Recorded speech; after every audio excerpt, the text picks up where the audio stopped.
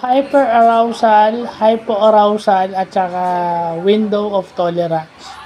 So, okay, alam na natin yung hyperarousal is excessive response to stimuli. So, ang example ng response nun is fight or flight response. Either lalaban yung bata or lalayo sila.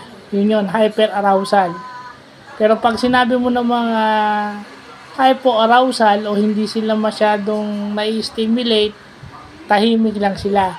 Pero wala na silang natututunan doon because they cannot tolerate. Hindi lang sila nagre-reply. Yun pala yung merong sa gitna, yung middle nun, yung tinatawag na window of tolerance. Yung they keep their emotions in check.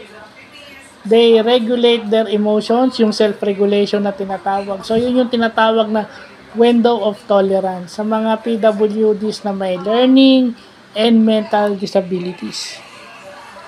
Ito yung mga sa SPED and SNED, Special Education and Special Needs Education. So, yan. Importante yan. As PWD officers, alam natin dapat lahat yan.